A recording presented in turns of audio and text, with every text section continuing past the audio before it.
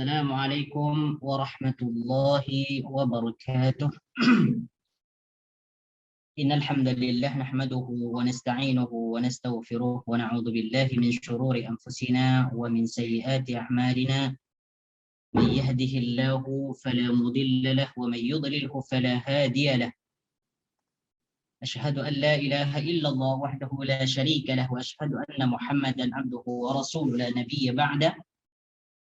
اللهم صل وسلم على نبينا محمد وعلى آل محمد كما صليت على إبراهيم وعلى آل إبراهيم إنك حميد مجيد، وبارك على محمد وعلى آل محمد كما باركت على إبراهيم وعلى آل إبراهيم إنك حميد مجيد. أعوذ بالله من الشيطان الرجيم. بسم الله الرحمن الرحيم. يا أيها الناس اتقوا ربكم الذي خلقكم من نفس واحدة وخلق منها زوجها وبث منهما رجالا كثيرا ونساء واتقوا الله الذي تساءلون به والأرحام إن الله كان عليكم رقيبا. يا أيها الذين آمنوا اتقوا الله حق تقاته ولا تموتن إلا وأنتم مسلمون. اللهم لا سهل إلا ما جعلته سهلا وتجعل الحزن إذا شئت سهلا.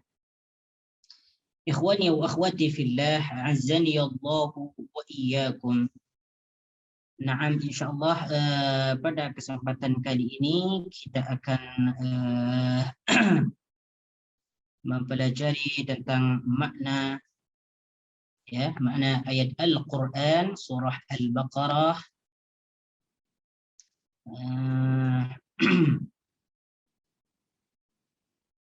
qul idribu biha.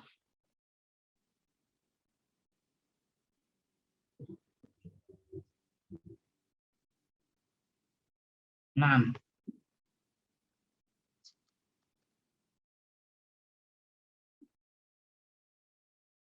Nah, insyaallah pada kesempatan kali ini kita akan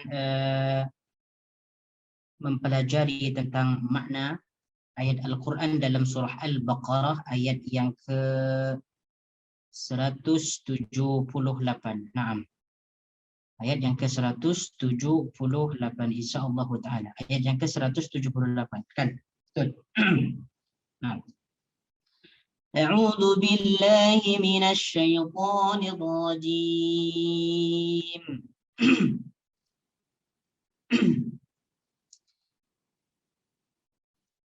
ولكم في القصاص حياة يا أولي الألباب لعلكم تتقون. كتب عليكم إذا حضر أحدكم الموت إن ترك خيرا الوصية للوالدين والأقربين بالمعروف حقا على المتقين. فمن بدله بعدما سمعه فإنما إثمه على الذين يبدلونه إن الله سميع عليم. فمن خاف من موص جنفا أو إثما فأصلح بينهم فلا إثم عليه إن الله غفور رحيم. يا أيها الذين آمنوا كتب عليكم الصيام كما كتب على الذين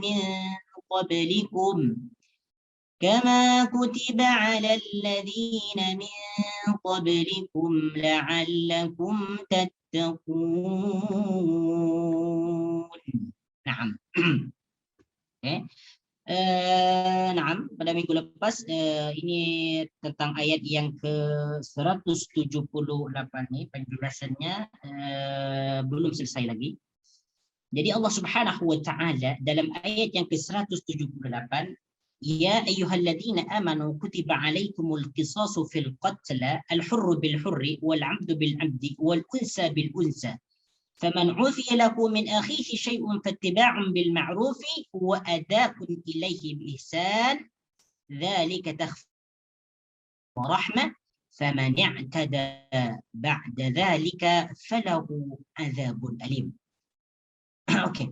Jadi dalam ayat ini Allah Subhanahu wa taala menjelaskan tentang kewajiban qisas, yaitu apabila terjadi pembunuhan yang disengaja. Ya, yang disebut dengan qisas adalah hukuman yang diberikan kepada pelaku jenayah, kepada orang yang melakukan kejahatan seperti membunuh, yaitu dengan diberi hukuman yang sesuai dengan apa yang dia perbuat. Jika dia membunuh seseorang, maka hukumannya juga dibunuh. Ya. Jika dia menghilangkan sebagian anggota tubuh seseorang, ya, maka dia juga dihilangkan sebagian anggota daripada tubuhnya. Nah, ini yang disebut dengan hukuman qisas. Itu hukuman yang sama yang diberikan kepada pelaku kejahatan, yaitu dalam pembunuhan, dengan diberikan hukum yang sama. Nah, ini yang disebut dengan qisas. Nah, qisas ini dilaksanakan atau dilakukan apabila dalam pembunuhan itu dilakukan dengan sengaja, ya. Apabila pembunuhan itu dengan sengaja, di mana di sini Allah Subhanahu wa taala menjelaskan al-hurru bil hurri, yaitu orang yang merdeka apabila dia membunuh orang yang merdeka, maka orang tersebut dijatuhkan qisas, ya. Al-hurru bil hurri, ya, orang merdeka membunuh orang merdeka, maka orang yang membunuh tersebut dijatuhkan qisas. Wal 'abdu bil 'abdi, ya, wal 'abdu bil 'abdi, sedangkan hamba saya dengan hamba saya. Maksudnya adalah apabila ada hamba saya membunuh hamba saya, maka wajib baginya dijatuhkan qisas atau dilaksanakan qisas. Wal unsa bil unsa, begitu pula apabila perempuan membunuh seorang perempuan, maka dijatuhkan qisas kepada orang yang membunuh tadi. Ini adalah kesamaan atau penyamaan atau kesamarataan di dalam pembunuhan, di mana syaratnya apabila orang yang membunuh itu merdeka dan orang yang dibunuh itu juga merdeka, maka harus dilakukan qisas. Berbeda apabila seorang yang merdeka itu, ya, seseorang yang merdeka itu membunuh seorang hamba saya, maka orang yang membunuh tersebut tidak dilakukan qisas, ya. Jadi apabila ada orang yang merdeka, ya, maksudnya dia bukan budak, kemudian dia membunuh seorang hamba saya, yang dimaksud budak di sini adalah hamba saya, maka wajib baginya dilakukan qisas, ya. Wajib dilakukan qisas, ya.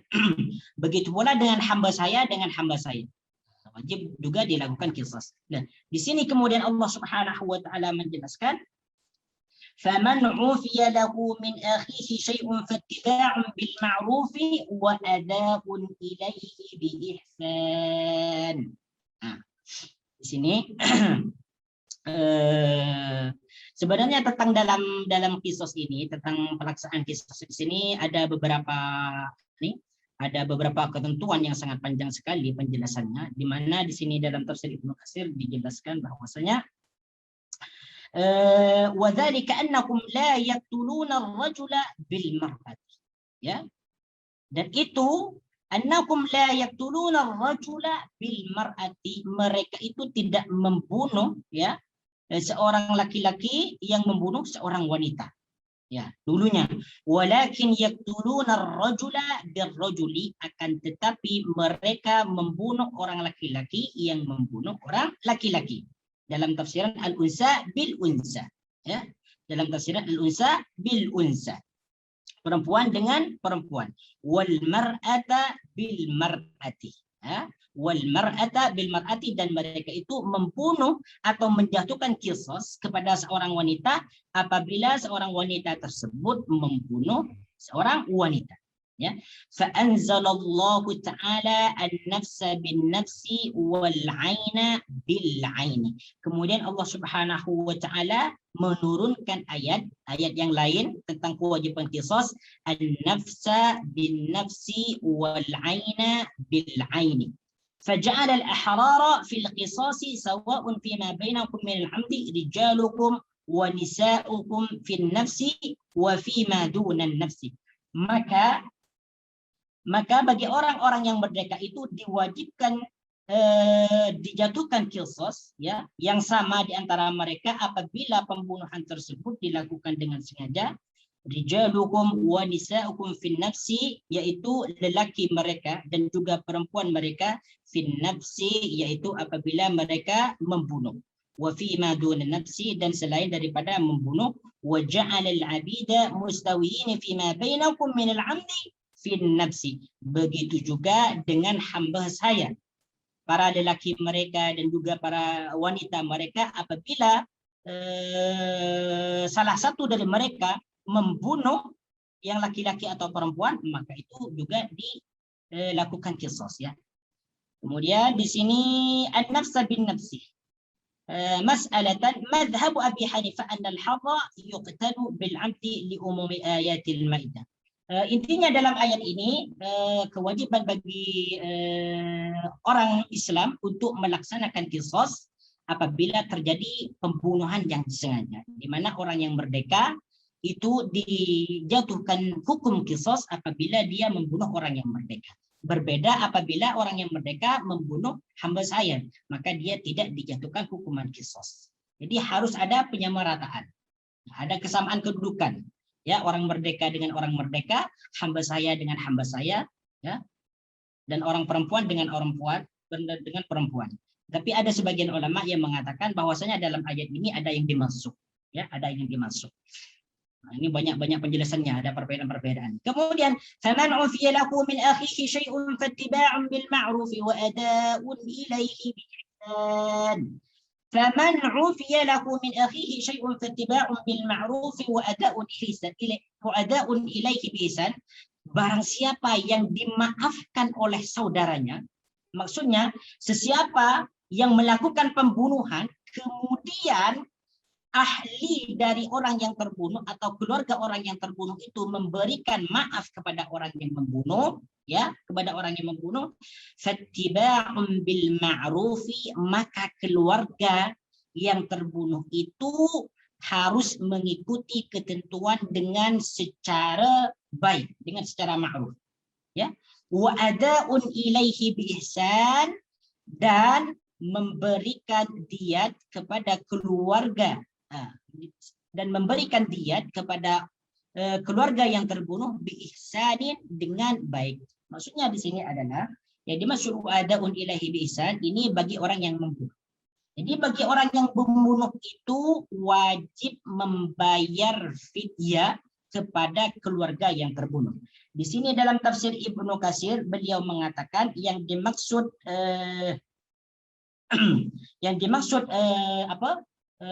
faman ufiya lahu, yang dimaksud memberikan maaf, fal'afu ay yaqbala ad-diyata fil amdi, ya. Yang dimaksud memberikan maaf itu ay yaqbala ad-diyata fil amdi, bahwasanya keluarga yang terbunuh atau keluarga korban itu wajib dia diberikan diat atau menerima diat di dalam pembunuhan yang disengaja. Jadi apabila orang yang membunuh itu dimaafkan, maka orang yang dimaafkan itu wajib memberikan diat tebusan kepada keluarga yang terbunuh. Wa kadza wa an Abi al-Aliyah wa Abu Sya'sa wa Mujahid wa Sa'id bin Jubair wa Atha wal Hasan wa Qatadah wa Muqatil bin Hayyan. Ini banyak yang mengatakan seperti ini adalah Abu al-Aliyah, Mujahid, Sa'id bin Jubair, Atha, Hasan, Qatadah, Muqatil bin Hayyan. Kemudian fattiba'un bil ma'rufi wa ada'un ilaihi bi ihsan. Kemudian, ya, wa ada'un ilaihi bi ihsan. Jadi seperti mana yang sudah dijelaskan tadi, bagi orang yang membunuh itu wajib memberikan membayar diat kepada keluarga yang terbunuh. Dzalika takhfifun min rabbikum wa rahmatun. Dzalika, hal itu, maksudnya yang dimaksud dzalika di sini adalah pemberian maaf atau adanya maaf dalam hukum qisas itu takhfifun sebagai pemberian keringanan min rabbikum wa rahmatun, dan rahmat daripada Tuhan kalian. Ya, jadi adanya pemaafan dalam hukum qisas ini sebagai bentuk keringanan dari Allah Subhanahu wa taala, sekaligus rahmat, kasih sayang daripada Allah Subhanahu wa taala kepada orang yang melakukan pembunuhan. Ya, kepada orang yang melakukan pembunuhan. Sebagaimana Imam Ibnu Katsir di sini mengatakan, innama syuri'a lakum akhdud diyati fil 'amdi takhfifan min Allah 'alaikum wa rahmatan bikum. Sesungguhnya disyariatkannya mengambil diat fil 'amdi, di dalam pembunuhan yang disengaja, takhfifan min Allah 'alaikum, itu bentuk keringanan daripada Allah Subhanahu wa taala, wa rahmatan bikum, dan rahmat atau kasih sayang bikum bagi kalian, mimma kana mahtuman 'ala al-umam qablakum min al-qatl aw al-'afi, sebagaimana diwajibkan kepada umat-umat sebelum kamu, min al-qatl, yaitu dari pembunuhan yang disengaja, aw al-'afwi, atau memberikan maaf. Jadi dulunya hukum qisas ini tidak hanya diwajibkan kepada umat Nabi Muhammad SAW, akan tetapi bagi umat yang terdahulu qisas ini juga diwajibkan, ya, juga ada bagi mereka, ya, juga ada bagi mereka. Dan juga di sini juga dikatakan oleh Ibnu Katsir di sini membawakan sebuah perkataan daripada Imam Mujahid, di mana Mujahid ini mendengar daripada Ibnu Abbas. Dia berkata, kutiba ala bani Israil al-qisasu fil qatla, ya, diwajibkan bagi bani Israil dulu, ya, al-qisasu fil qatla, yaitu melaksanakan qisas fil qatla, di dalam pembunuhan yang disengaja, walam yakun fihim al-afu, dan tidak ada bagi mereka pemaafan. Ini menurut Mujahid sebagaimana yang didengar oleh beliau daripada Imam Ibnu Abbas. Jadi bahwasanya dulu itu hukum qisas ini diwajibkan bagi Bani Israel. Ya, bagi Bani Israel maksudnya adalah keturunan Nabi Yakub alaihi salam, umat Nabi Musa dan juga umat Nabi Isa alaihi salam. Ya. Jadi qisas diwajibkan bagi mereka apabila terjadi pembunuhan yang disengaja. Walam yakun fihim al-afu, dan ketika itu dalam qisas itu tidak ada pemaafan. Jadi orang yang membunuh itu wajib diqisas.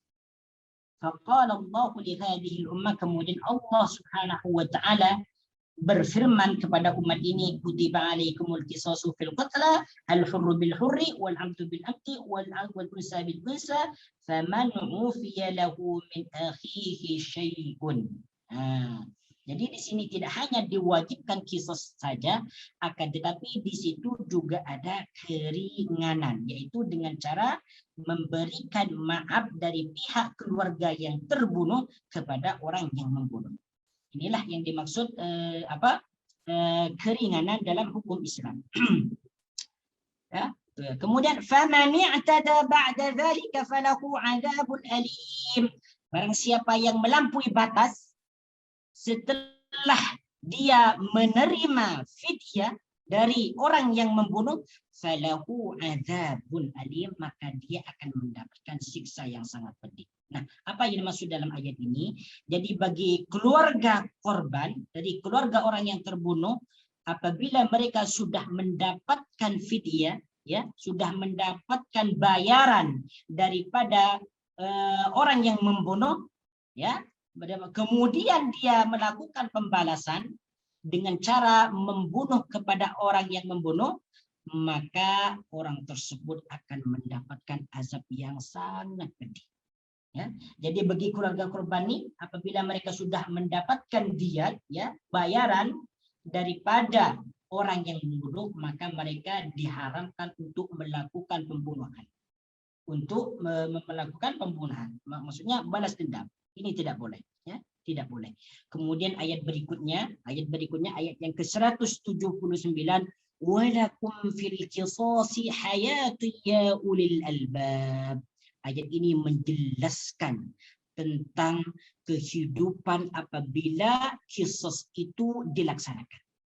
Maka hidup itu betul-betul ada, betul-betul sejahtera ada keamanan, dijamin keamanan oleh Allah Subhanahu wa taala. Ada ketentraman, tidak ada perlakuan kejahatan dan sebagainya. Jadi Allah Subhanahu wa taala dalam ayat ini berfirman, "Walakum fil qisasi hayatu ya ulil albab." Walakum bagi kalian, walakum dan bagi kalian fil qisasi di dalam qisas itu, walakum fil qisasi, walakum dan bagi kalian fil qisasi di dalam qisas itu. Jadi cara mengartikan fil qisasi di dalam qisas itu, jadi perkataan qisas di sini adalah maknanya qisas, ya. Maknanya qisas. Walakum fil qisasi, dan bagi kalian fil qisasi di dalam pelaksanaan qisas, ya. Kemudian hayatu ya ulil albab, hayatun terdapat kehidupan, ya. Hayatun terdapat kehidupan, ya ulil albabi, wahai orang-orang yang mempunyai akal, ya ulil albabi, wahai orang-orang yang mempunyai akal atau berfikir, atau orang-orang yang dapat berfikir, la'allakum tattaqun, agar kalian bertakwa, la'allakum tattaqun, agar kalian bertakwa. Oke. Maknanya hayatun di sini adalah kehidupan. Hayatun adalah kehidupan. Ya. Maknanya hayatun adalah kehidupan.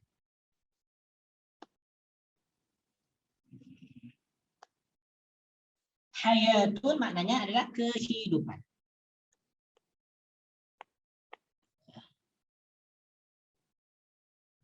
Ya. Sedangkan lawan katanya adalah mautun. Ya, mautun adalah kematian. Kalau mautun adalah kematian. Ya. Ya ulil albab, ya ulil albab, ya di sini disebut dengan ya nida. Ya nida, ya untuk memanggil seseorang atau memanggil seseorang yang dipanggil atau sesuatu yang ingin dipanggil. Ya ulil albab, wahai orang-orang yang berpikir atau yang mempunyai akal. Sedangkan albab di sini maknanya albab adalah orang-orang yang mempunyai akal. Dari perkataan lubun, ya, dari perkataan lubun, ya. Jadi albab adalah orang-orang yang mempunyai akal. Jadi ini bentuk jamak daripada perkataan lubun, ya. Albabun, akal fikiran, ya. Albabun adalah akal fikiran. Kalau lubun hanya pikiran atau akal. Itu bentuk mufradnya. Jadi bentuk mufradnya adalah lubun.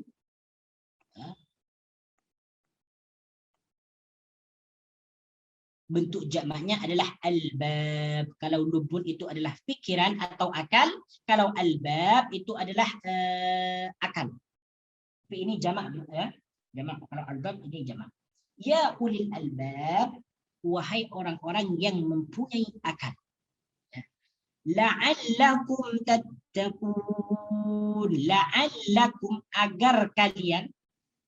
Perkataan la'alla ini maknanya agar atau supaya. La'alla. Okay. La'alla di sini artinya adalah agar atau supaya. Ya. La'alla di sini di antara saudara inna. Saudara inna, ya. Dia mempunyai isim dan juga mempunyai khobar, ya. Dia mempunyai isim dan juga mempunyai khobar. Sedangkan isimnya la'alla di sini adalah terdiri daripada isim dhamir muttasil, yaitu kum. Dhamir mukhatab, ya. Dhamir mukhatab, dhamir jamak mukhatab, ya. La'allakum, agar kalian. Nah, jadi cara kita mengartikan la'allakum, agar kalian, sebab di sini la'alla maknanya agar. Sedangkan kum di sini maknanya kum. Maknanya kalian atau awak semua. La'allakum, agar kalian semua, ya, tattaqun, bertakwa, ya. Bertakwa atau menjadi orang-orang yang bertakwa. La'allakum tattaqun, agar kalian bertakwa atau takut kepada Allah Subhanahu wa taala. Ya. Oke, jadi apa yang dimaksud dalam ayat ini? Ya, yang dimaksud dalam ayat ini Allah Subhanahu wa taala menjelaskan, ya, menjelaskan tentang hikmah, ya, tentang hikmah dan faidah dilaksanakan hukum qisas. Ya. Jadi di sini Allah Subhanahu wa taala mengatakan walakum fil qisasi hayatu ya ulil albab la'allakum tattaqun, dan bagi kalian apabila dilaksanakan qisas maka akan terdapat kehidupan wahai orang-orang yang berfikir atau mempunyai akal, la'allakum tattaqun, agar kalian menjadi takwa. Jadi apa yang dimaksud dalam ayat ini? Jadi apabila hukum qisas itu dilaksanakan, maka akan lahir kehidupan yang sangat sejahtera, yang sangat baik, di mana kehidupan itu akan tercipta keamanan, tidak ada kejahatan, orang takut untuk melakukan pembunuhan karena mereka yakin dan mengetahui apabila mereka melakukan pembunuhan, maka mereka juga akan dibunuh. Ya. Jadi bagi orang yang berencana untuk melakukan pembunuhan dan hukum qisas dilaksanakan, maka dia akan menggagalkan rencana tersebut untuk melakukan pembunuhan. Karena daripada tindak kejahatan pembunuhan ini akan dibalas juga dengan pembunuhan. Sebagaimana apabila qisas tersebut dilaksanakan. Di sini dalam tafsir Ibnu Katsir beliau mengatakan apa yang dimaksud dengan walakum fil qisasi hayatu ya ulil albab. Bagi kalian kehidupan apabila dilaksanakan qisas. Apa tafsiran beliau? Wa fi syar'il qisasi lakum, dan di dalam disyariatnya qisas kepada kalian, wa huwa qatlul qatil, yaitu membunuh orang yang membunuh, ya. Hikmatun azimatun lakum, yaitu terdapat hikmah yang sangat agung sekali, ya. Wahia, apa hikmahnya itu yang sangat agung tadi? Wahia baqaul muhaji wa sauniha, yaitu memelihara jiwa dan menjaganya. Ya, sudah jelas ya. Jadi apabila qisas itu diterapkan, dilaksanakan di dalam suatu negara, maka kehidupan manusia akan terjaga. Tidak ada akan yang menyakiti, apalagi sampai membunuh dan sebagainya. Li'annahu idza 'alima al-qatilu annahu yuqtalu, apabila, ya, oleh karenanya apabila orang yang membunuh itu yakin atau mengetahui bahwasanya dia akan dibunuh apabila dia membunuh, inkaffa ansonihi, maka dia akan berhenti, maka dia akan menggagalkan untuk melakukan pembunuhan. Ya. Fakana fi dzalika hayatun nufus, maka di dalam hal itu ada kehidupan bagi jiwa-jiwa. Ya. Nah, inilah apabila hukum qisas itu diterapkan. Dan satu-satunya negara yang melakukan hukum qisas ini adalah Arab Saudi. Ya, adalah Arab Saudi. Makanya di sana itu pembunuhan sangat jarang sekali. Ya, sangat jarang sekali. Memang ada, akan tetapi tidak sebanyak di negara-negara lain yang tidak melakukan atau melaksanakan hukum qisas. Adapun negara yang berhukum dengan Al-Quran dan Sunnah, ya, yang melaksanakan hukum qisas, maka di negara tersebut akan tercapai keamanan, akan tercapai hidup yang sejahtera. Ya. Sebagaimana Allah Subhanahu wa taala berfirman dalam ayat ini, walakum fil qisasi hayatu ya ulil albabi la'allakum tattaqun. Akan tetapi sebagian orang Islam, ini orang Islam sendiri, lebih-lebih orang yang berpaham liberalisme dan sekularisme, mereka berkata bahwasanya hukum qisas ini tidak sesuai, ya, karena hukum qisas ini tidak berperi kemanusiaan, ya. Jadi maksud mereka mengatakan bahwasanya hukum qisas ini, yaitu hukum membunuh kepada orang yang membunuh, itu merupakan disebut dengan kejahatan, disebut dengan keganasan dan sebagainya, ya. Akan tetapi bagi kita orang yang beriman, bahwasanya qisas itu akan melahirkan kehidupan yang sejahtera karena jiwa di dalamnya akan dijaga oleh Allah Subhanahu wa taala. Kemudian di sini Abul Ali mengatakan, ya, walakum fil qisasi hayatan. Abul Ali berkata, ya, yang dimaksud dengan walakum fil qisasi hayatan, dan bagi kalian kehidupan apabila dilaksanakan qisas, ja'alallahu al-qisasa hayatan, bahwasanya Allah menjadikan qisas itu sebagai kehidupan. Fakam min rajulin yuridu an yaqtula, maka betapa banyak orang yang ingin membunuh, fatamna'uhu makhafatan an yuqtal, maka dia tidak jadi membunuh, makhafatan an yuqtal, karena dia takut dibunuh.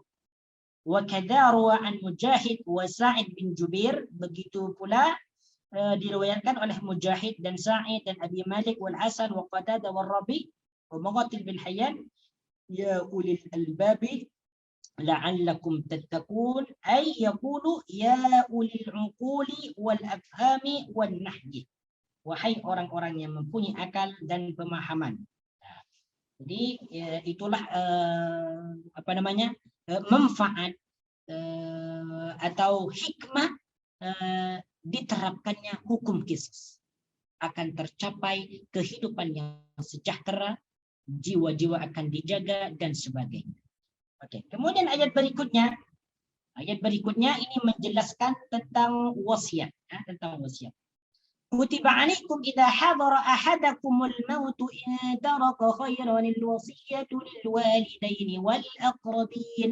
Kutiba alaikum, diwajibkan atas kamu.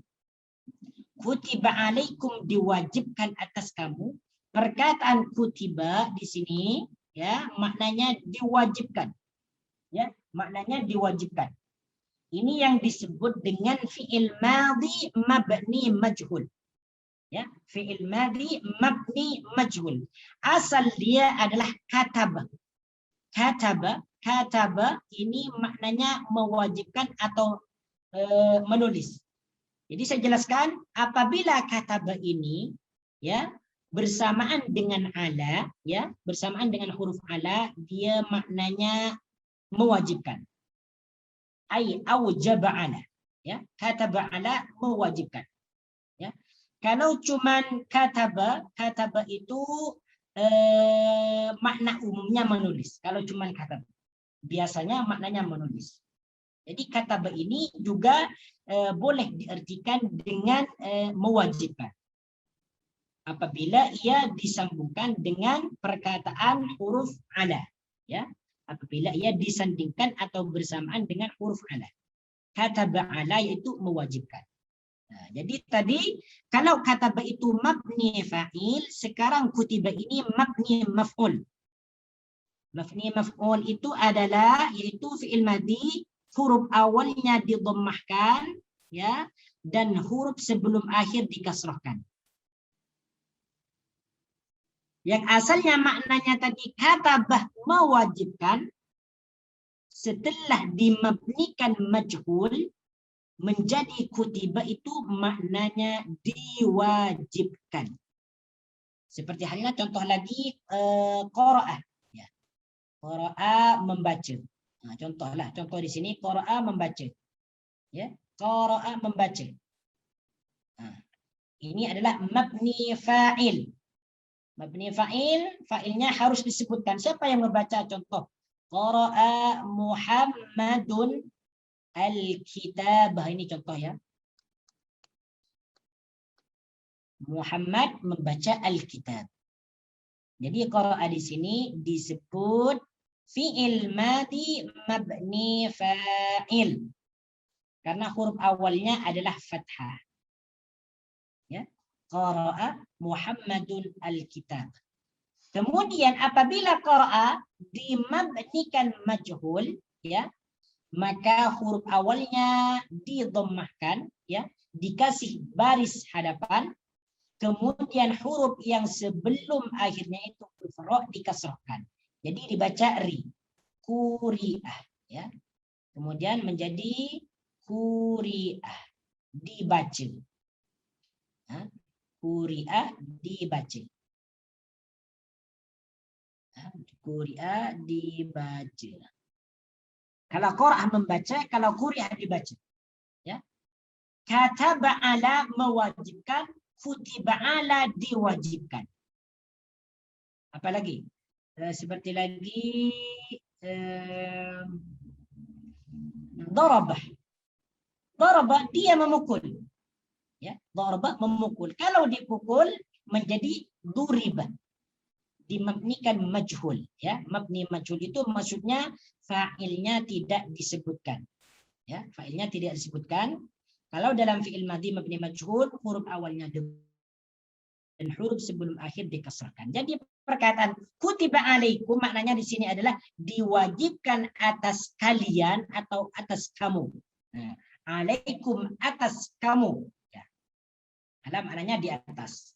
Kum kalian atau kamu. Atas kamu. Idza hadara ahadakumul mautu, apabila datang kepada kalian tanda-tanda kematian. Idza hadara ahadakumul mautu, apabila datang kepada kalian tanda-tanda kematian. Ya, kalau kita mengikut dalam terjemahan Al-Quran ini adalah idza hadara ahadakumul mautu, apabila maut hendak menjemput seorang di antara kamu. Jadi kalau mengikut terjemahannya, terjemahan dalam Al-Quran. Bebas boleh kita terjemah apa saja, yang penting terjemahan itu sesuai dengan yang dikehendaki. Idza hadara ahadakumul mautu, apabila datang kepada kalian tanda-tanda kematian.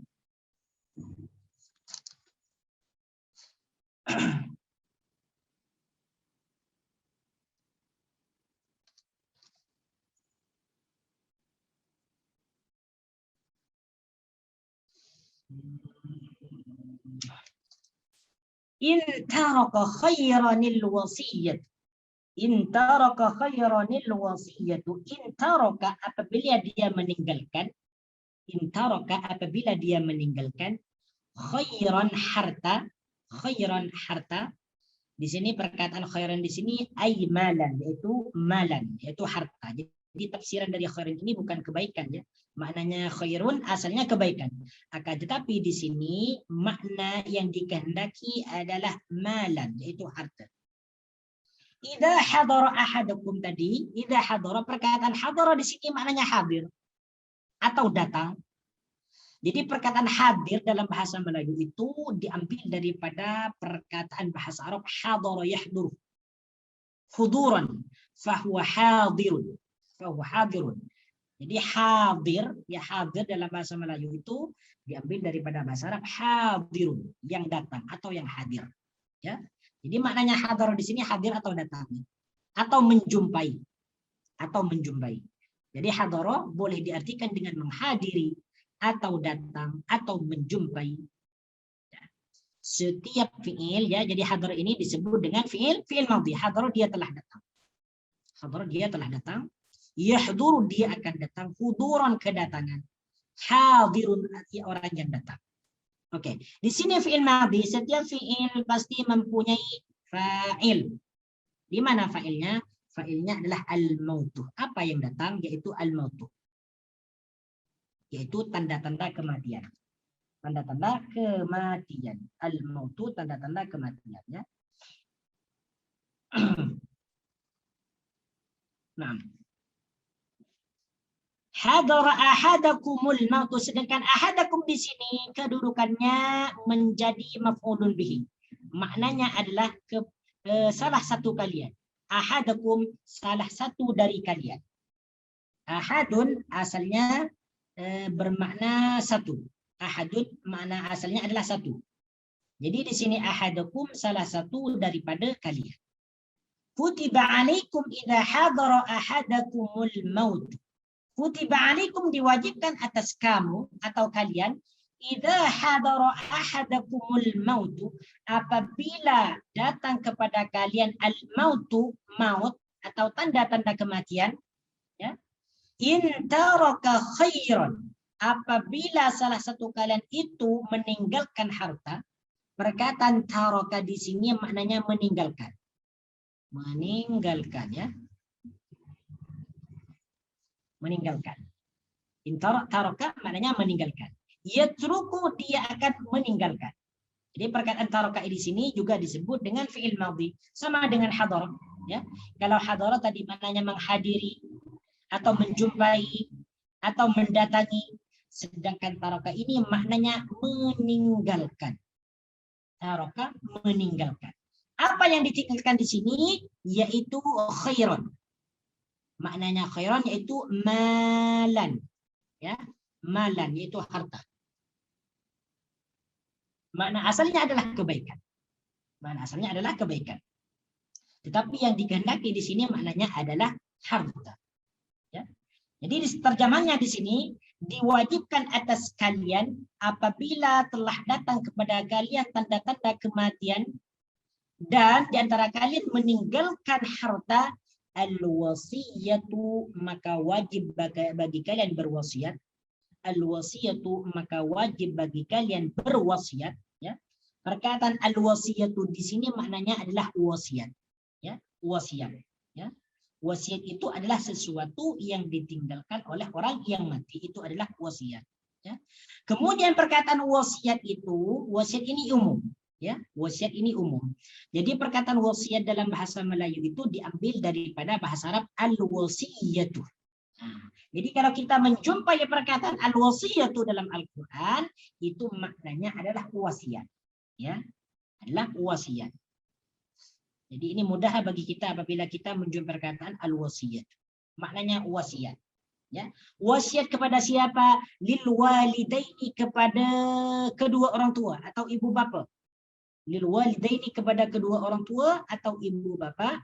Perkataan al-walidaini, ya, perkataan al-walidaini diambil dari perkataan walada yalidu waladan fahuwa walidun, ya.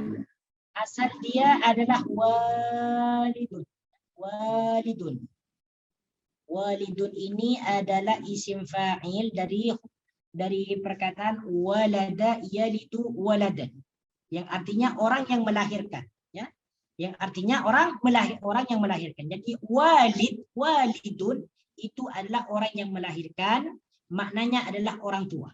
Boleh dimaknakan atau diartikan dengan orang yang melahirkan atau orang tua. Makanya orang tua itu dalam bahasa Arab disebut dengan al-walidain.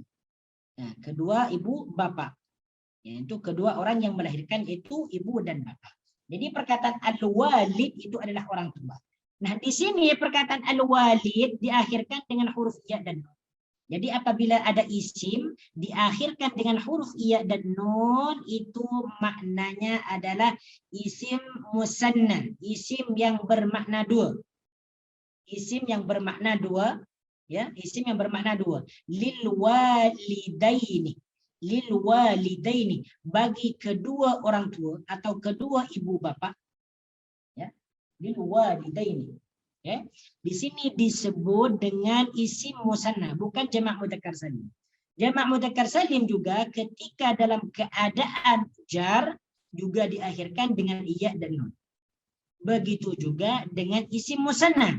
Dalam keadaan majrur, ya, dalam keadaan majrur diakhirkan dengan huruf iya dan nun. Bedanya di sini kalau isim musanna sebelum iya ini barisnya adalah fathah. Dan setelah ia barisnya adalah kasrah. Ini disebut dengan isim musanna. Lil walidaini. Lil walidaini, bagi kedua orang tua.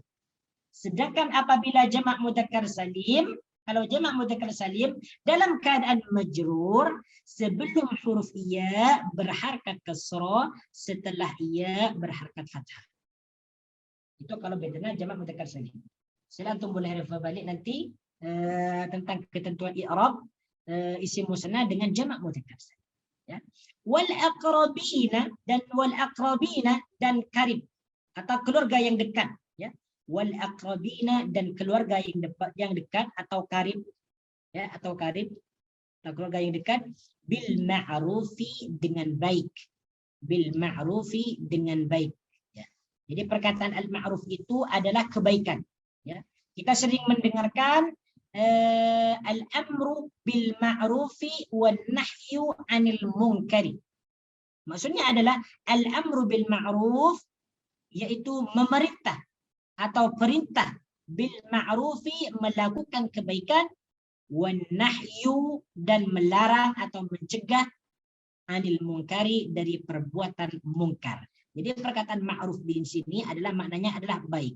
Bil ma'rufi dengan kebaikan atau dengan baik. Bil ma'rufi dengan baik. Jadi di sini bagaimana cara menerjemahkan?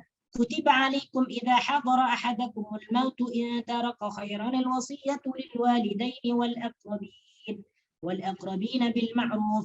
Diwajibkan atas kamu apabila telah datang kepada kalian tanda-tanda kematian dan meninggalkan harta, maka wajib bagi kalian berwasiat kepada kedua orang tua dan juga kepada karib, kepada keluarga yang dekat, bil ma'rufi dengan baik. Bil ma'rufi dengan baik.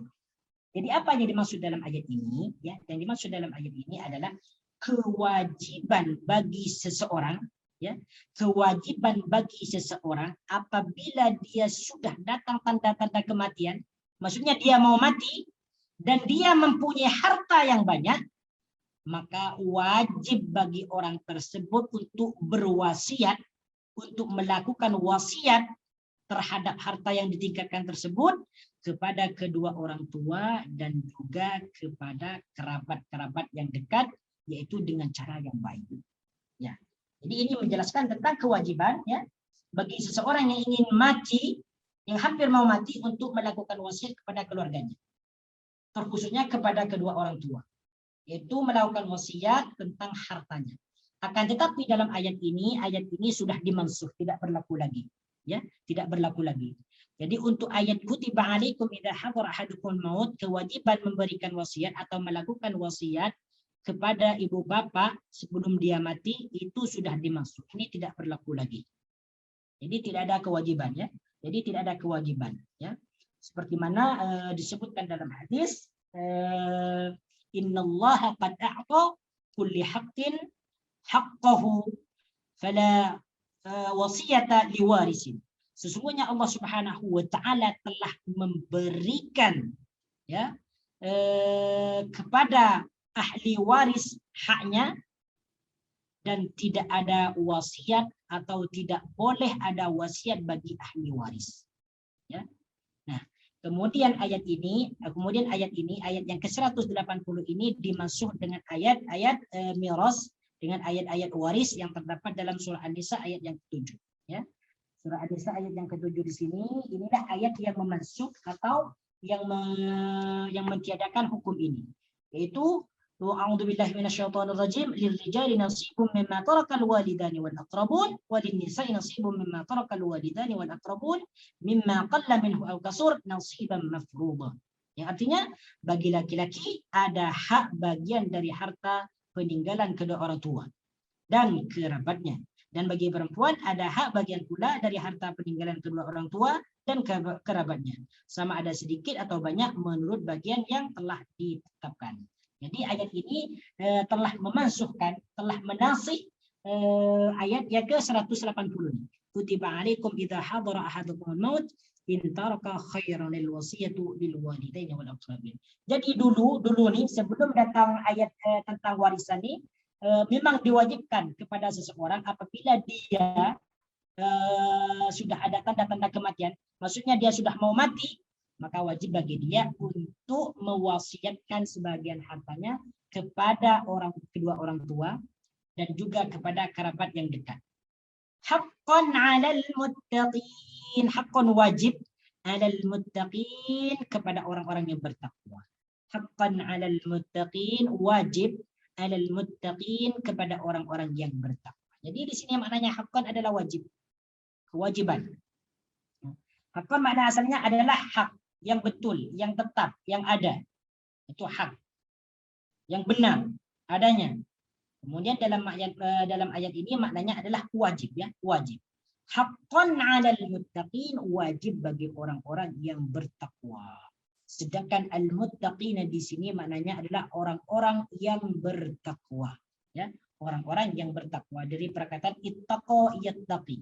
Ittaqa, dia telah bertakwa atau takut kepada Allah, yattaqi, dia akan bertakwa atau sedang bertakwa, ya. 'alal muttaqin. Fa huwa muttaqin. Muttaqin ini adalah bentuk isim fa'il. Bentuk isim fa'il muttaqin. Muttaqi itu bentuk isim fa'il, jamaknya adalah muttaqinah. Di sini ditambah dengan alif dan nun. Dengan iya dan nun. Ya, dengan ya dan nun yang menunjukkan jamak mudzakkar salim, ya. Jamak mudzakkar salim. Ya. Ini perbedaan ya. Kalau tadi lil walidaini di atas ini disebut dengan isim musanna. Walaupun diakhirkan dengan iya dan nun, perkataan lil walidaini di sini disebut isim musanna, isim yang bermakna dua. Isim yang bermakna dua. Sama ya, lil walidaini diakhirkan iya dengan nun. Tetapi al-muttaqina juga diakhirkan dengan iya dan nun. Ini disebut jamak mudzakkar salim. Jamak mudzakkar, jamak untuk laki-laki. Kalau lil walidaini isim musanna, isim yang bermakna dua. Perbedaannya di sini, lil walidaini disebut isim musanna sebelum iya sukun ini berharakat fathah, setelah iya sukun berharakat kasroh. Kalau jamak mudzakkar salim, sebelum iya sukun berharakat kasroh, setelah iya sukun berharakat fathah. Ini bedanya ya. Jadi kedua isim ini, isim musanna dengan jamak mudzakkar salim, huruf akhirnya diakhirkan dengan iya dan nun. Perbedaannya tadi kalau isim musanna sebelum iya berharakat fathah, setelah iya berharakat kasroh. Kalau jamak mudzakkar salim sebelum iya berharakat kasroh, setelah iya berharakat fathah. Hakun 'alal muttaqin, dan itu diwajibkan kepada orang-orang yang bertakwa. Nah, kemudian di sini ayat berikutnya, فَمَنْ بَدَّلَهُ بَعْدَمَا سَمِعَهُ فَإِنَّمَا إِثْمُهُ عَلَى الَّذِينَ يُبَدِّلُونَهُ إِنَّ اللَّهَ سَمِيعٌ عَلِيمٌ. فَمَنْ بَدَّلَهُ, barang siapa yang mengubahnya atau menggantinya. فَمَنْ بَدَّلَهُ, barang siapa yang mengubahnya, yang mengubah wasiat tersebut, ba'dama sami'ahu, setelah dia mendengarnya, ya. Ba'dama sami'ahu, setelah ia mendengarnya. Oke. Faman badalahu, man di sini disebut isim mausul, ya. Isim mausulun. Sama dengan alladhi, ya, sama dengan alladhi. Alladhi juga disebut dengan isim mausul. Biasanya setelah isim mausul, ya, biasanya setelah isim mausul, apabila kalimat tersebut terdiri dari fiil, maka fiil tersebut cara mengartikannya yaitu iya. Faman, barang siapa yang baddala merubahnya atau menggantinya. Faman baddala, barang siapa yang menggantinya, maksudnya mengganti wasiat tadi. Jadi perkataan baddala di sini maknanya adalah mengganti atau merubah. Ya, baddala ini fi'il madhi. Ya, baddala yubaddilu. Baddala dia telah mengganti atau merubah. Yubaddilu dia akan mengganti atau merubah. Nah, tabdilan, ganti atau pergantian. Jadi perkataan baddala di sini maknanya mengganti, ya, mengganti atau merubah, ya.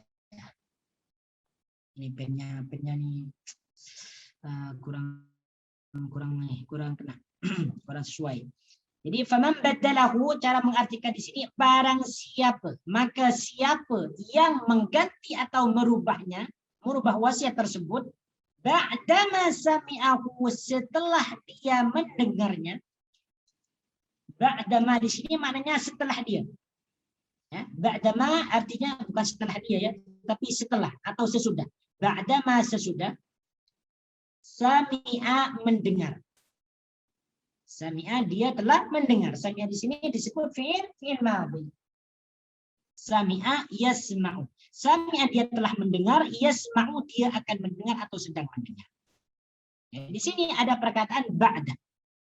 Kenapa di sini tidak terus mengatakan ba'da sami'ahu? Jadi apabila ba'da ini, ya, jadi apabila ba'da mau dikumpulkan atau disandingkan dengan perkataan fi'il, maka harus dipisah dengan emah. Harus dipisah dengan emah. Saya ulang lagi, apabila ba'da itu mau mau dimasukkan ke dalam kalimat fi'il, maka harus dipisah dengan ma. Jadi ba'dama sami'ahu. Jadi jangan mengatakan ba'da sami'ahu, tetapi ba'dama sami'ahu. Tetapi apabila perkataan ba'da masuk kepada isim, biasanya terus tanpa dipisah dengan ma. Ba'da Ahmad, setelah Ahmad. Ba'da hada, setelah ini. Akan tetapi apabila ba'dah masuk kepada kalimat fi'il, maka dia dipisah dengan ma. Ba'dama sami'ahu, setelah dia mendengarnya, فإنما اسمه على الذين يبدلونه فإنما اسمه, maka sesungguhnya dosanya على الذين يبدلونه, bagi orang-orang yang mengubahnya. فإنما اسمه, maka dosanya على الذين, ditanggung orang-orang yang, على الذين, ditanggung orang-orang yang يبدلونه, mengubahnya atau menggantinya. Jadi di sini alladzina, di sini adalah perkataan isim mausul. Alladzina disebut isim mausul. Di sini isim mausulnya diawali huruf jar ala. Alladzina, ditanggung orang-orang yang, atau atas orang-orang yang. Yubaddilunaku, yubaddilunaku, perkataan yubaddilu merupakan fi'il mudhari daripada fi'il madhi baddala. Nah, jadi kalau baddala tadi fi'il madhi, dia telah mengganti. Yubaddilu ini fi'il mudhari. Ya, fi'il mudhari yang dimasuki huruf mudhari. Disebut fi'il mudhari karena ada huruf mudhari, yaitu huruf iya. Yubaddilu, dia akan mengganti. Kemudian di sini fi'il mudhari bertemu dengan waw dan nun, ya. Bertemu dengan huruf waw dan nun di akhirnya. Setiap fi'il mudhari apabila bertemu dengan huruf waw dan nun di akhirnya, maka fi'il tersebut disebut af'alul khamsah, fi'il yang 5. Yubaddiluna, mereka mengubahnya. Kalau yubaddilu, dia mengubah atau mengganti. Kalau yubaddiluna, maknanya mereka mengganti atau merubah. Kenapa di sini diartikan mereka mengganti? Karena di sini ada waw dan nun yang menunjukkan jamak. Ya, yang menunjukkan jamak. Ini yang disebut dengan af'alul khamsah. Fi'il mudhari yang disebut dengan af'alul khamsah. Ya, fi'il-fi'il yang mempunyai 5 bentuk, af'alul khamsah. Jadi apa yang dimaksud dalam ayat ini? Faman baddalahu, barang siapa yang mengubah warisan tersebut, ketentuan warisan tersebut, ba'dama sami'ahu, setelah dia mendengar tentang wasiat tersebut, ya. Jadi perkataan faman baddalahu, barang siapa yang mengubah atau menukar atau mengganti wasiat itu, ba'dama sami'ahu, setelah dia mendengarnya, fa'innama ismuhu, maka dosanya ditanggung oleh orang-orang yang berubah. Jadi apa yang dimaksud dalam ayat ini? Jadi bagi orang yang sudah melakukan perubahan atau merubah wasiat yang sudah ditetapkan oleh orang yang memberikan wasiat, yaitu dengan cara mengurangi wasiat tersebut atau dengan cara menambahkan wasiat tersebut, maka baginya akan mendapatkan dosa. Ya? Maka dia akan mendapatkan dosa. Jadi apabila wasiat yang sudah ditentukan bagi orang yang sudah mati, kemudian wasiat tersebut dirubah, diganti, yaitu dengan cara dikurangi wasiat itu, jumlahnya dikurangi, atau wasiat itu jumlahnya ditambahkan, maka orang tersebut akan mendapatkan dosa. Ya. Jadi dosanya itu bagi orang yang merubah wasiat tersebut. Adapun orang yang memberikan wasiat, dia tidak akan mendapatkan dosa, justru dia akan mendapatkan pahala. Ya, justru dia akan mendapatkan pahala. Di sini Imam Ibnu Katsir mengatakan, Yaqulu ta'ala faman baddala al-wasiyata wa harrafaha, barang siapa yang mengganti wasiat atau mengubahnya, faghayyara hukmuha, kemudian hukumnya dirubah, ya, hukum wasiat dirubah, ya, yang asalnya wajib dirubah kepada mubah dan sebagainya, wa zada fiha aw naqasa, kemudian yaitu dengan cara menambahkan wasiat tersebut, aw naqasa, ataupun dia mengurangi terhadap wasiat tersebut, ya, fa innama ismuhu 'alal ladzina yubaddilunahu, qala Ibnu Abbas wa ghairu wahidin, wa qad waqa'a ajrul mayyit 'ala Allah, maka pahalanya bagi orang yang melakukan wasiat atau bagi mayit, wa ta'allaqal ismu bil ladzina badalu, sedangkan dosa tersebut ditanggung oleh orang-orang yang merubah wasiat tersebut. Innallaha sami'un 'alim. Innallaha sami'un 'alim. Innallaha, sesungguhnya Allah. Jadi perkataan inna maknanya sesungguhnya, ya, maknanya sesungguhnya. Ini disebut dengan amil nawasih. Salah satu daripada awamil nawasih. Amil nasih.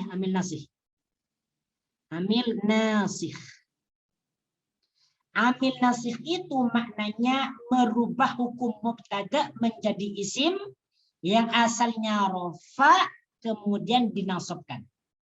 Nah, perkataan Allah. Oke. Allah di sini menjadi isim inna. Innallaha menjadi isimnya inna. Kenapa Allah disebut isimnya inna? Karena Allah mansub, nasab. Tanda nasabnya dengan fathah. Innallah. Asal dia adalah Allahu sami'un alim. Ya. Allahu sami'un. Jadi Allahu di sini asal dia rafa dengan dhamma. Allahu Allah sami'un, maha mendengar. Ya.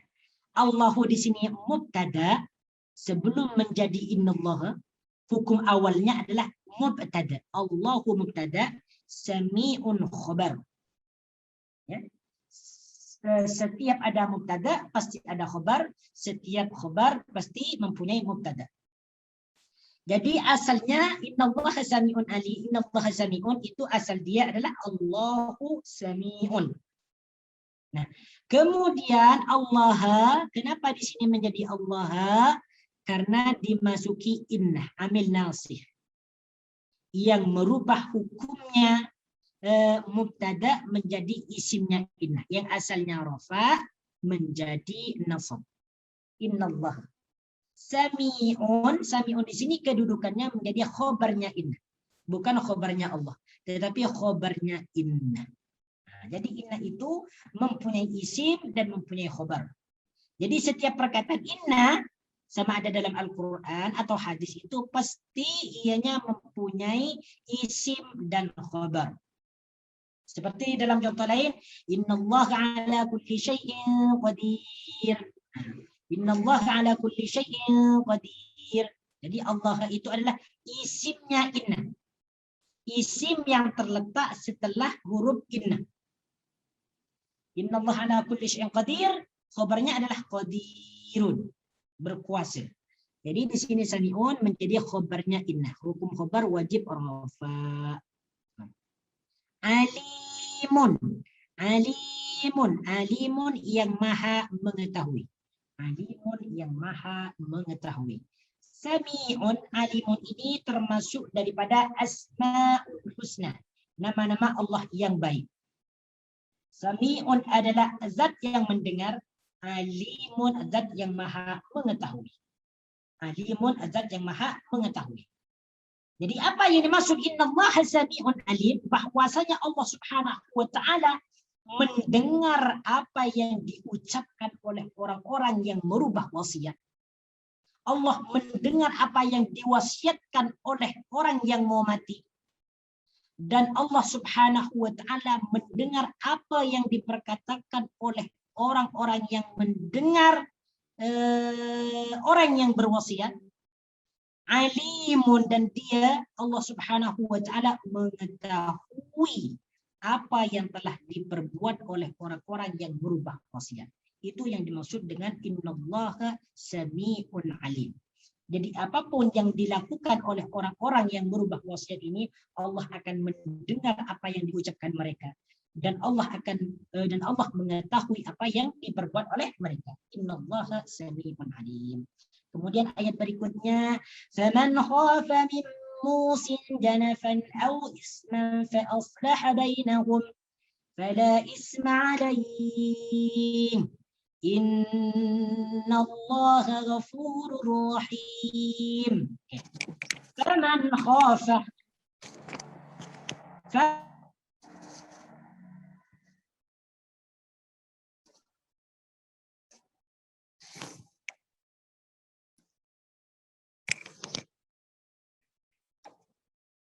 atau khawatir.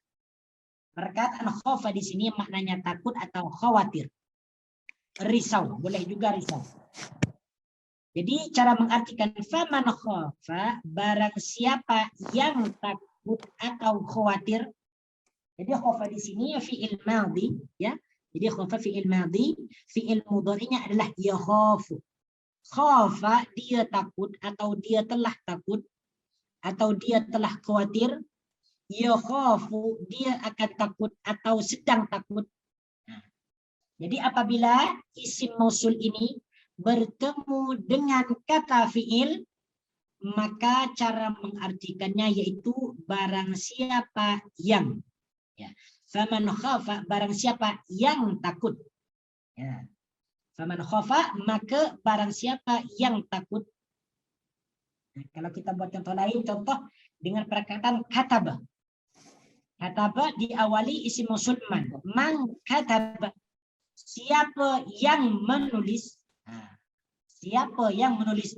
Man khalaqa, siapa yang mencipta. Apalagi man wada'a, siapa yang meletakkan. Jadi man ini maknanya siapa yang. Kalau alladzina adalah orang-orang yang. Kalau man adalah siapa yang. Biasanya isim mausul ini maknanya adalah yang, ya, maknanya adalah yang. Faman khafa min musin janafan aw isman fa aslaha bainahum fala isma alayhi. Ya. Maka barang siapa yang khawatir atau takut min musin bahwa orang yang memberikan wasiat janafan berlaku berat sebelah. Ya, janafan ini maknanya adalah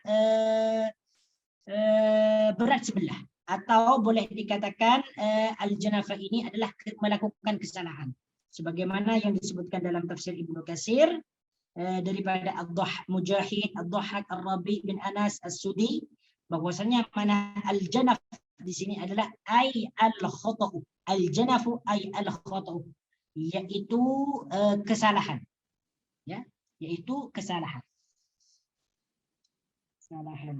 Kalau kita tengok dalam terjemahan Al-Quran di sini, perkataan janafun ini dimaknakan dengan berlaku berat sebelah, atau berbuat salah. Ya.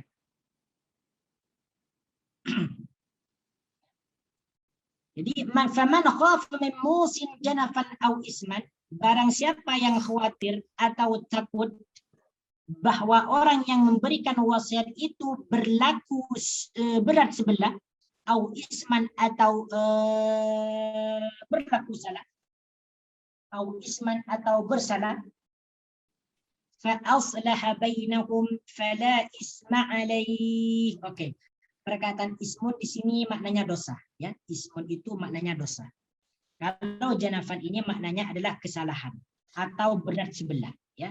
Jadi janafan itu maknanya kesalahan atau berat sebelah, tetapi kalau isman di sini maknanya adalah dosa, ya. Maknanya dosa ataupun juga boleh diartikan dengan kesalahan, ya.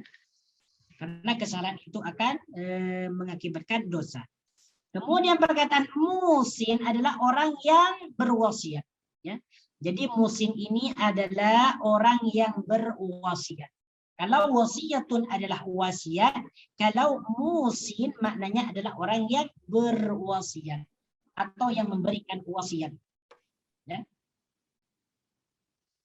Fa'aslaha bainahum, fa'aslaha, maka kemudian dia mendamaikan di antara mereka.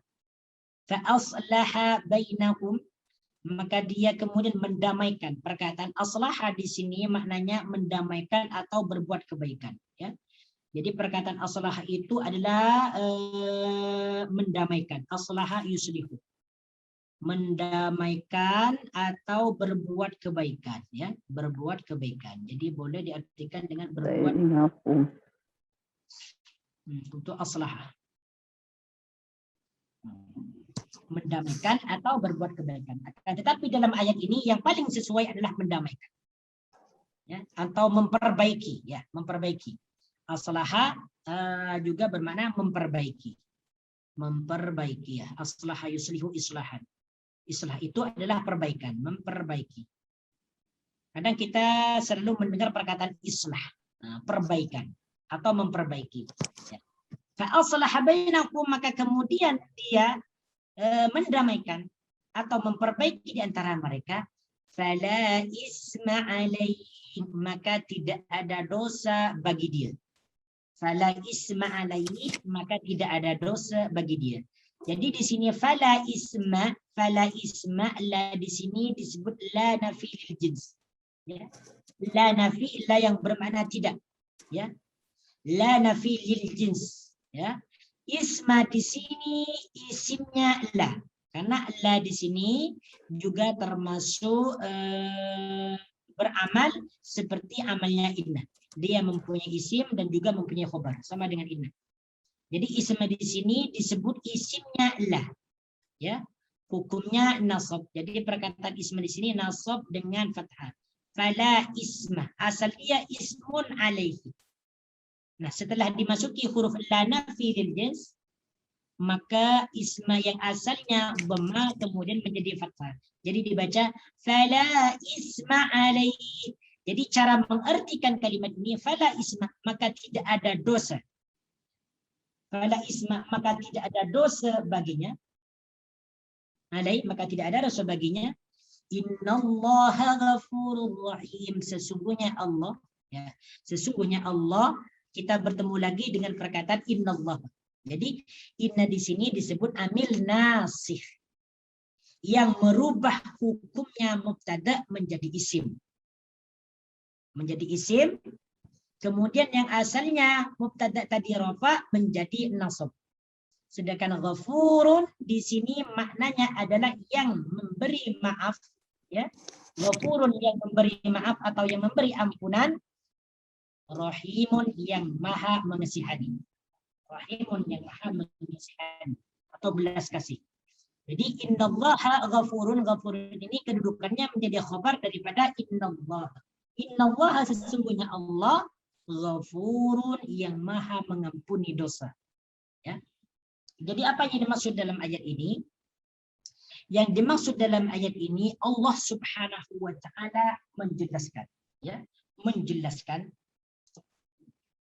apabila seseorang itu mengetahui, ya, mengetahui orang yang berwasiat itu tidak berbuat adil di dalam membagi wasiat, ya, maka kemudian orang yang mendengar atau mengetahui perbuatan tersebut mendamaikan atau memperbaiki wasiat tersebut, maka orang tersebut tidak akan mendapatkan dosa.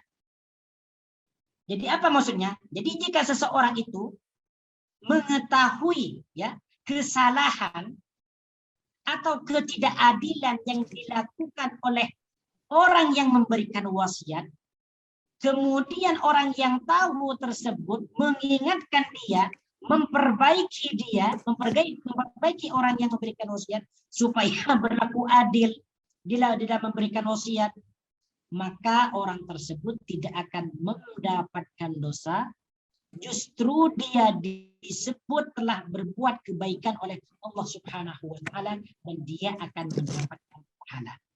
Ini yang dimaksud dengan faman khafa min musin janafan aw isman fa aslaha bainakum fala isma alaih.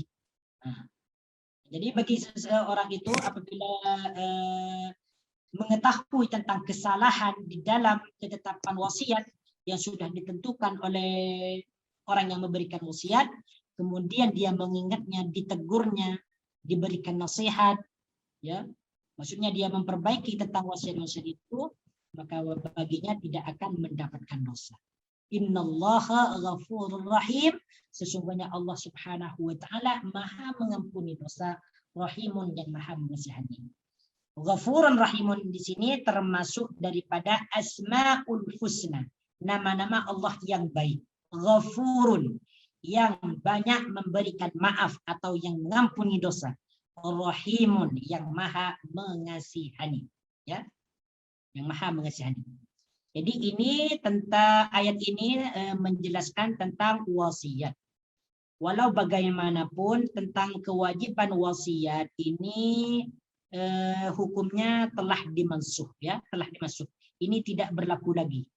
Jadi tidak ada kewajiban bagi orang yang mau mati itu untuk meninggalkan wasiat kepada keluarganya.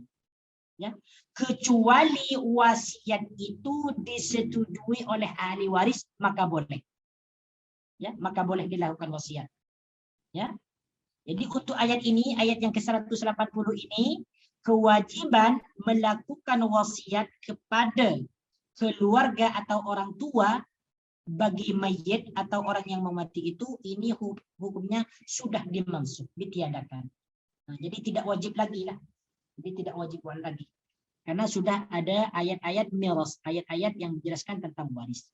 Ya. Kemudian di sini ayat yang ke-183 ini menjelaskan tentang kewajiban puasa. Nah, setelah Allah Subhanahu wa taala menjelaskan tentang kewajiban wasiat, ya, kemudian Allah Subhanahu wa taala menjelaskan tentang kewajiban puasa dalam ayat yang ke-183. Ya ayyuhalladzina amanu, wahai orang-orang yang beriman. Ya, ya ayyuhalladzina, ya ayyuha maknanya wahai. Ya ayyuhalladzina, wahai orang-orang yang. Nah, di sini kita jumpa lagi dengan isim mausul, ya, dengan isim mausul alladzina. Ya, orang-orang yang. Ya, orang-orang yang. Ya ayyuhalladzina, orang-orang yang. Yang apa? Amanu, beriman. Berarti di sini khitabnya adalah orang-orang yang beriman, ditujukan kepada orang-orang yang beriman. Amanu maknanya yang beriman. Jadi kutiba alaikumus siyamu. Oke, di sini kita berjumpa lagi dengan perkataan kutiba alaikum, diwajibkan atas kamu, ya. Sama dengan tadi ayat di atas, kutiba alaikum idza hadara ahadakumul maut. Ya, nih. Kutiba alaikum idza hadara ahadakumul maut. Diwajibkan bagi kalian untuk melakukan wasiat apabila telah datang kepada kalian tanda-tanda kematian. Kutiba alaikum, diwajibkan kepada kalian. Apa yang diwajibkan? As-siyamu, yaitu puasa. As-siyamu, yaitu puasa. Kama kutiba alal ladzina, sebagaimana diwajibkan atau seperti mana diwajibkan alalladzina, kepada orang-orang yang min qablikum, kepada orang-orang yang berada sebelum kamu, la'allakum tattaqun, agar kalian bertakwa. La'allakum tattaqun, agar kalian bertakwa. Oke, di sini perkataan ya ayyuhalladzina amanu kutiba alaikumusiyam, diwajibkan bagi kamu puasa, ya. Kama kutiba, seperti mana. Perkataan kama, ya, perkataan kama di sini maknanya seperti mana atau sebagaimana. Ya. Biasanya setelah kama ini diteruskan dengan perkataan fiil atau disambung dengan kata fiil. Di sini kata fiil yang terletak setelah kama adalah kutiba. Sebagaimana kutiba, diwajibkan. Nah, kama kutiba, sebagaimana diwajibkan. Nah, kalau kita buat contoh lain seperti selain Al-Quran, seperti apa ya? Kama kama khuliqah. Contoh, kama khuliqah. Khalaqah maknanya menjadikan, kalau khuliqah maknanya diciptakan. Nah, khalaqah menciptakan, khuliqah diciptakan. Jadi kalau kama disambung dengan khuliqah, kama khuliqah seperti mana dia diciptakan. Atau sebagaimana dia diciptakan. Contoh lain, contoh ya. Contoh lain perkataan nasarah, menolong. Nasarah, menolong. Kalau nusirah ditolong. Kalau dimasuki kama nusirah, sebagaimana dia ditolong. Nah, jadi kama ini, setiap perkataan kama itu maknanya adalah seperti mana atau sebagaimana. Jadi cara mengartikan dalam kama kutiba, yaitu sebagaimana diwajibkan alal ladzina min qablikum, atas orang-orang yang berada sebelum kamu, ya, alal ladzina, ya, di sini alladzina isim mausul, min qablikum sebelum kamu. Min qablikum sebelum kamu. Di sini ada perkataan qablikum. Qabli di sini dimudhafkan kepada dhamir muttasil, yaitu kum. Ya. Dhamir muttasil ini, kum ini disebut dengan dhamir muttasil jamak mukhatab, ya, mukhatab lil jam'i. Nah, jadi kum di sini disebut dengan dhamir muttasil yang menunjukkan jamak mukhatab, ya, menunjukkan kata ganti yang diajak bicara. Min qablikum, daripada sebelum kamu. Jadi maknanya qablu di sini sebelum, kum adalah kamu atau kalian. Jadi ini adalah susunan idhafah. Qabli mudhaf, kum mudhafun ilaih. Jadi min qablikum sebelum kamu. Asal dia adalah qablu, kemudian antum. Qablu dan antum. Qablu sebelum, antum kalian.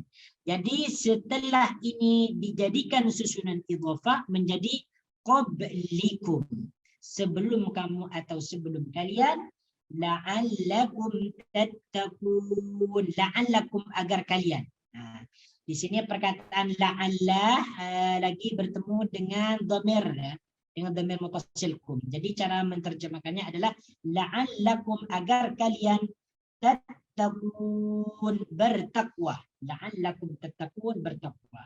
Jadi dalam ayat ini Allah Subhanahu wa taala menjelaskan tentang kewajiban melaksanakan puasa bagi orang-orang yang beriman.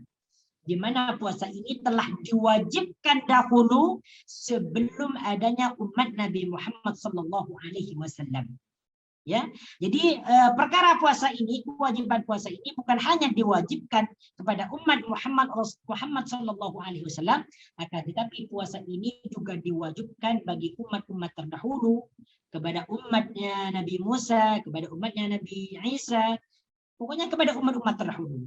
Semua umat-umat Nabi yang terdahulu itu juga diwajibkan untuk melaksanakan puasa sebagaimana diwajibkan kepada kita. Ya.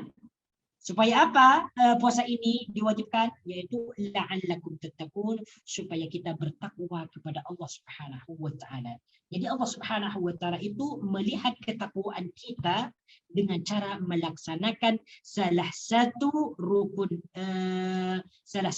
Islam, yaitu melaksanakan puasa. Jadi ya ayyuhalladzina amanu kutiba alaikumusyamu kama kutiba alal ladzina min qablikum la'allakum tattaqun, diwajibkan atas kamu wahai orang-orang yang beriman untuk melaksanakan puasa seperti mana puasa tersebut diwajibkan kepada orang-orang yang sebelum kamu, la'allakum tattaqun, agar kalian bertakwa. Na'am, hadza wallahu a'lam. Jika ada kesalahan itu datangnya daripada saya sendiri. Jika ada kebenaran itu mutlak datangnya daripada Allah Subhanahu wa taala. Insyaallah kita akan menyambung pelajaran kita pada minggu hadapan insyaallah taala, di mana pada minggu datang kita akan mempelajari ayat yang masih berkaitan dengan hukum puasa, ya, hukum puasa. Hadza wallahu a'lam, astaghfirullahal azim li wa lakum. Subhanakallahumma wa bihamdika asyhadu an la ilaha illa anta astaghfiruka wa atubu ilaik. Wa sallallahu ala sayyidina Muhammad wa ala alihi wa sahbihi wa baraka wa sallama tasliman katsira walhamdulillahi rabbil alamin. Assalamualaikum warahmatullahi wabarakatuh.